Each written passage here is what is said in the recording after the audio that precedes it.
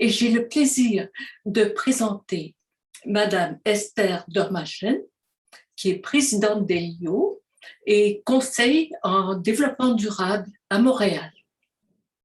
Voilà, à vous la parole. Merci Claude, merci, bienvenue Jeannie-Claude. Je vais remettre le partage d'écran sur la partie, sur la présentation. Donc je vais faire, en fait ce que je pensais faire, est-ce que vous voyez bien mode présentation? Ok, parfait.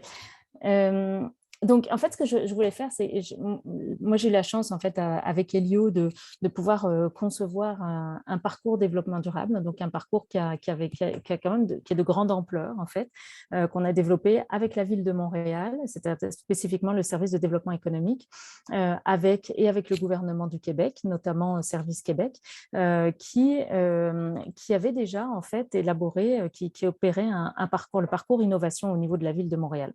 Et puis avait émergé depuis ces dernières années en fait la préoccupation de durabilité, la préoccupation qui était beaucoup liée aux matières résiduelles encore à ce moment-là. Et puis on a monté ensemble en fait ce parcours-là, ce parcours développement durable, qui en est à sa 4e cohorte. Donc c'est de ça dont c'est ce que je maîtrise le mieux, c'est de ça dont je vais vous parler. En fait, ce que je voulais en faire, c'était un petit peu tirer des leçons que j'avais apprises de cette expérience-là, et puis de ce que l'avenir que je peux voir à ce genre de parcours, et voilà, et ce qu'on peut en retirer comme information. Donc vraiment, c'est une co-création de la Ville de Montréal, du gouvernement du Québec, d'Elio, et puis du Conseil des industries durables, qui est en fait une organisation au Québec dont la mission, c'est un OBNL, dont la mission est vraiment d'accompagner la transformation des PME, surtout des PME, je dirais, dans leur transition socio-écologique, comme nous, sauf que au Conseil des industries durables, ils sont plus sur la partie méthodologie et certification, puisqu'ils ont développé avec EcoCert une certification qui s'appelle la certification éco-responsable, et dont on se sert, qu'on a intégré en fait au parcours développement durable. Donc ça, c'est une des leçons apprises aussi, le pouvoir d'une certification ou d'une espèce de formule de récompense, de reconnaissance est aussi extrêmement importante. Donc les partenaires, en fait, c'est pas pour vanter la taille du parcours, mais c'est plus pour montrer en fait l'importance d'avoir des partenaires qui soient très diversifiés dès le début. Ça, je veux toujours expliquer quelles sont les leçons apprises en fait. Ce qu'on a fait dès le début, et puis ça, c'était vraiment sous l'initiative de la ville de Montréal qui avait l'expérience de ce genre de parcours, c'était de pouvoir associer des gens qui étaient en même temps des partenaires publics, enfin pour certains des partenaires publics, pour d'autres des partenaires privés en fait, et ça a été une recette du succès, un ingrédient du succès. Donc dans les partenaires privés, on avait commencé avec Cascade Énergie L'Oréal, et puis Banque Nationale est venue remplacer Cascade, donc notre partenaire depuis 3 ans, les autres depuis 4 ans. Et puis C2 Montréal qui nous permettait de pouvoir offrir aux entreprises du parcours le billet pour aller à C2 Montréal. Donc ça, c'est quand même une valeur ajoutée énorme. Donc le fait de pouvoir s'allier avec des acteurs qui sont aussi bien du monde du privé et du privé plutôt institutionnel comme des banques, etc., avec des privés qui font des événements et qui peuvent offrir des opportunités aux PME auxquelles elles n'auraient pas accès. Ça a vraiment été une recette et du succès. Et en plus de se mettre, de créer des partenariats avec des partenaires, nous qu'on appelle un peu des partenaires de contenu, qui sont des gens qui sont, alors évidemment PME Montréal qui est un élément clé, un partenaire clé, puisqu'ils sont vraiment un peu le bras armé du financement de la ville de Montréal, donc ils sont très très impliqués. Concertation Montréal dès la première heure, le Fonds d'action québécois pour le développement durable, le Réseau des femmes en environnement, Mosaïque, HEC, l'Institut EDEC qui est maintenant, a changé de nom, mais l'Institut du biomimétisme, l'espace de concertation sur les pratiques d'approvisionnement responsable, Infusio qui est une autre firme de conseil avec qui on a travaillé au début dans la conception, l'ingénierie, les alchimistes avec qui on fait des tests psychométriques. Donc vraiment d'aller chercher un espèce de mélange de partenaires comme ça, institutionnels ou pas, et des partenaires de contenu qui vont apporter de la crédibilité, puis surtout qui vont faire que c'est pas un parcours Elio et qui est géré complètement, qui est offert, qui est mis en œuvre uniquement par Elio. C'est pas un parcours de consultant, c'est un parcours vraiment d'un écosystème avec la ville de Montréal. Donc ça, c'était vraiment essentiel. Et ensuite, alors inutile de vous dire qu'il y a bien plus de gens que ça qui interviennent dans le parcours, parce qu'on a une succession d'activités dans lesquelles on fait intervenir aussi des experts divers et variés. Donc certains, par exemple, sur l'économie circulaire, ça va être PME Montréal parce qu'ils ont tout à fait les compétences pour le faire. Il y en a d'autres qui vont être par d'autres de nos partenaires de contenu. Et sinon, on a aussi des consultants qui viennent intervenir sur des sujets aussi diversifiés l'intelligence collective et l'économie circulaire et le biomimétisme. Donc là, juste pour un petit portrait, c'est que ce qu'on veut, c'est offrir à 20 PME et entreprises d'économie sociale. Ça aussi, ça a été une leçon intéressante, le fait de pouvoir offrir à des entreprises privées et des entreprises d'économie sociale et des OBNL, disons, parce que ça n'a pas d'importance dans les faits, dans leur transition socio-écologique. Donc, c'est vraiment ouvert à ces types de statuts-là. Et puis, l'idée, c'est de les aider à trouver des solutions innovantes à des problématiques d'affaires, les permettre d'implanter des modèles d'affaires plus durables et inspirants, sachant qu'on est plus quand même en amont sur la stratégie, plus que sur les opérations, parce que dans les opérations, pour des projets, là encore, on peut les référer à des gens qui ont qui ont des focus particuliers, comme PME Montréal, qui va aller mener des projets vraiment plus opérationnels. Donc, une autre chose qui est importante aussi, c'est, donc je parlais d'autres facteurs de succès, c'est, bon, vraiment, on a une combinaison de développement des compétences. On mélange des actions concrètes quand même, parce que même si on travaille sur la stratégie, on travaille aussi sur des plans d'action concrets. Et puis, on a un gros focus sur les femmes entrepreneurs, parce qu'on a un programme, ça c'est un peu notre volet international et féminin, qui est Women for Climate, donc à l'intérieur de notre parcours de 20 PME, 20 organisations, on a 10 sièges qui sont réservés à des femmes entrepreneurs ou qui sont la représentante de leur organisation. Ce n'est pas toujours la propriétaire de l'entreprise, mais c'est souvent la DG si c'est un OBNL. Et donc, on a notre volet de femmes entrepreneurs avec Women for Climate, qui est une initiative internationale. Donc ça aussi, c'était un élément qui est très important en fait dans le parcours, c'est pouvoir avoir ce lien avec l'international ou avec une organisation internationale, parce que Women for Climate, c'est le C40, qui est le réseau des villes qui sont impliquées dans la lutte contre le changement climatique. Une autre clé du succès, c'est la certification éco-responsable. Donc, les PME, quand elles sortent du parcours, ça leur prend encore quelques semaines, mais quand elles sortent du parcours, elles ont normalement la certification éco-responsable niveau 1, qui est le niveau engagement. C'est la certification avec le premier niveau. Mais il y en a certaines qui vont directement au niveau 2 parce qu'elles sont déjà engagées, elles ont déjà fait beaucoup de choses, et auquel cas, elles se méritent le niveau 2 parce qu'elles sont capables de démontrer qu'elles ont déjà fait beaucoup de choses en matière de développement durable. Quoi que ce soit d'ailleurs en développement durable, ça peut être vraiment sur différents sujets.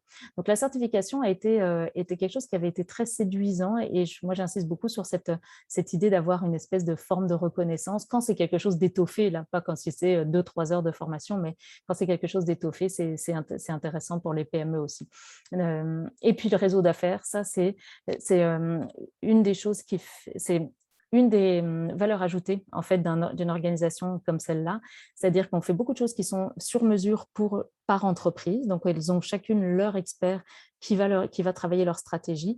Donc ça, c'est un peu, si c'était plus léger, on appellerait ça du coaching, mais bon, là, nous, on a vraiment un consultant qui passe 40 à 50 heures avec la PME individuelle, mais on a aussi des occasions de rencontres pour que les PME se voient et qu'elles fassent des affaires entre elles.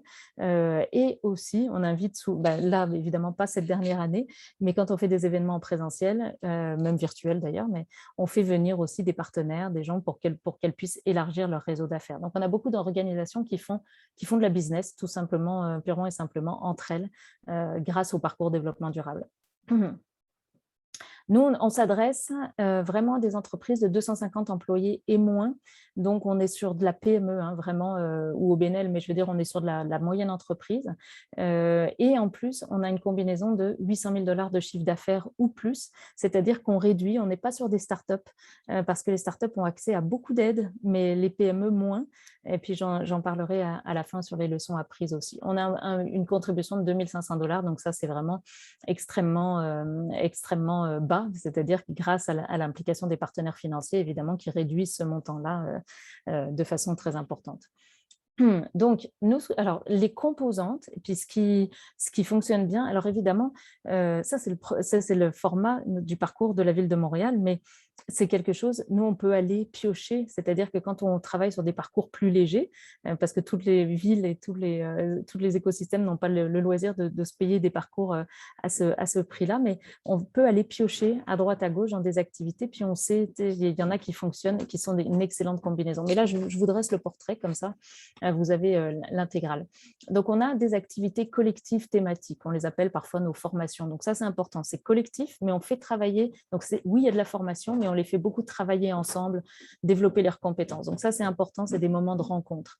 Ensuite, il y a le programme Women for Climate dont je parlais juste avant, qui est le programme international sur la base du volontariat. On peut très bien avoir dans la cohorte une entreprise qui est dirigée par une femme, mais qui n'a pas le temps ou l'envie d'aller dans le programme Women for Climate. Ça peut arriver, mais normalement, elles sont toutes volontaires. Parce que ça, ce que ça leur donne, c'est du mentorat en fait additionnel. On a toute une banque, enfin un grand portefeuille merveilleux de femmes mentors qui mentorent une personne. Enfin, c'est vraiment des binômes de mentorat, comme la formule classique, et qui les aident à développer leur leadership en matière de développement durable. Mais vraiment, on est plus sur du leadership personnel, puisque nous, le parcours s'occupe de la partie professionnelle. Donc ensuite, on a des ateliers de planification stratégique en vue de la certification éco-responsable. Donc là, on les amène, là, c'est vraiment un consultant expert qui accompagne l'organisation et un comité à l'interne dans sa stratégie et son plan d'action. Les tests psychométriques, donc ça, c'est en plus, c'est une belle valeur ajoutée pour aider à créer de la cohésion d'équipe dans les comités de développement durable. Ils se connaissent souvent, mais des PME, oui, mais parfois, ils ont rarement l'habitude de travailler ensemble. Donc, les tests psychométriques, puis de la formation à la cohésion d'équipe. Et puis, des partages d'expériences. On fait beaucoup. Alors là, et on le fait, ça se fait très bien en virtuel aussi, mais sinon, c'est vraiment du réseautage entre les différentes cohortes. On essaye d'inviter des membres des cohortes précédentes. Et puis, il y en a toujours, on commence à avoir un nombre important, donc il y en a toujours quelques-unes qui se rendent disponibles. Et puis ensuite, c'est l'accompagnement personnalisé, en bon français, le coaching, parce qu'à la suite de toute cette stratégie qu'on fait avec elles, elles ont droit à 10 heures de coaching. Et là où on peut le faire, soit nous chez Elio, soit avec l'expert qui les a accompagnés au début, s'il y a besoin d'aller plus loin, ou alors avec un autre expert. On a à peu près une trentaine de personnes qu'on peut aller solliciter pour faire du coaching, pour intervenir. Et puis ensuite, avec des activités de suivi, de mise en application après la clôture de l'édition. Mais ça, on est en train de travailler justement sur, ça va être une des leçons apprises sur le et après, qu'est-ce qui se passe. Donc, vraiment, les choses qu'on a… Jeannie-Claude, est-ce que vous avez des questions entre-temps, avant que je passe aux leçons apprises? Non, c'est super intéressant de vous entendre, Esther. Bon, d'accord. Claude, n'hésitez pas si vous avez des questions aussi. Donc là, vraiment les choses qui nous ont, voilà, qu'on avait anticipé ou pas, hein, parce que les leçons apprises, souvent, c'est après coup. Mais clairement, ce qui fait que ça a levé et que qu'on a réussi à le monter très vite, ce parcours-là, et que la ville a vraiment la ville déjà était prête, en fait, à trouver une solution pour un développement durable pour ces PME, mais n'avait pas la solution. Donc, on est arrivé exactement au moment où il y avait un besoin. Donc ça, c'est important parce que ça paraît fou de se dire qu'il faut répondre à un besoin, mais si on ne le fait pas, si ça ne répond pas à un besoin immédiat, on va passer énormément de temps et d'énergie et ça va nous coûter très cher de développer quelque chose qu'il va ensuite falloir aller vendre, etc. Donc là, il n'en reste pas moins que les activités de recrutement, on va dire, pour ce parcours-là sont extrêmement chronophages, représentent un temps assez important, mais cela dit, on sait, en plus avec les années qui se succèdent, on sait que c'est quelque chose d'attractif, on a des témoignages, mais au début, ça répondait vraiment déjà à un besoin, dès le départ. Puis il faut savoir, on a remarqué, les PME, elles ont accès à moins de ressources collectives que les startups. Startups, vous rentrez dans un programme d'incubateur, etc., d'incubation, mais les PME, souvent, c'est soit des services individuels qu'elles se payent, qui sont subventionnés à 50%, mais il y a peu de parcours comme ça. Donc ça, je trouve que, en tout cas, moi, je trouve que c'est vraiment une formule qui est extrêmement intéressante. Donc souvent, parce qu'une PME, comme le développement durable en tant que tel, elles ne savent pas très bien ce que c'est. Enfin, je veux dire, à moins d'être une PME déjà solide, je veux dire, d'une certaine taille, ça ne va pas être un sujet qui va être prioritaire, souvent. Donc, proposer des programmes collectifs peu coûteux aide en fait les entreprises à sauter le pas et à se lancer dans l'action, ce qu'elles ne feraient pas si elles devaient se payer les services d'un consultant individuel. Donc ça, je trouve que c'est vraiment, ça répond aussi à un manque auxquelles les programmes de la Ville de Montréal répondent très bien. S'allier aux acteurs publics, ben ça j'en ai déjà parlé, très important, puis grande valeur ajoutée. On peut compter sur eux. Eux, ils peuvent avoir aussi parfois des choses à tester avec les entreprises du parcours. Donc, on fait le lien, nous aussi. Là, par exemple, la Ville de Montréal, par exemple, peut avoir ou n'importe quelle organisation pourrait avoir envie de faire un projet de recherche, avoir envie de tester des choses ou de référencer des fournisseurs, auquel cas, nous, on peut faire le pont. On a directement accès à quasiment 50 organisations. Rassembler et mobiliser des experts, très important. Et puis nous, il y a des universitaires, des consultants, des organismes sectoriels, peu importe, mais les gens qui sont aussi possibles, qui sont vraiment les meilleurs.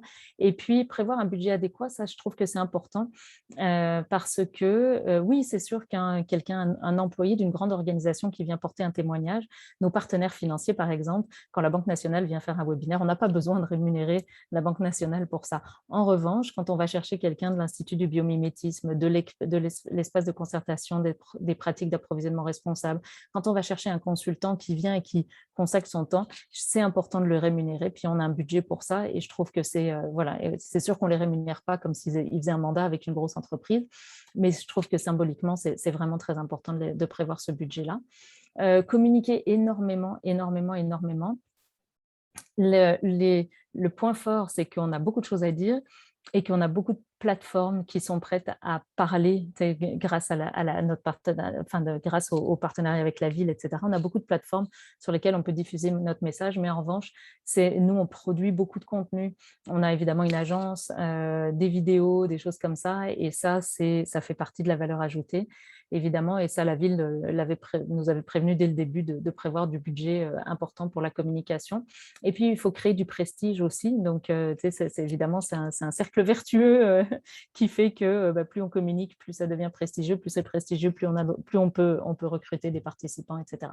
Partager les bons coups et les résultats, bien évidemment. Donc, et ça, c'est sur le long terme.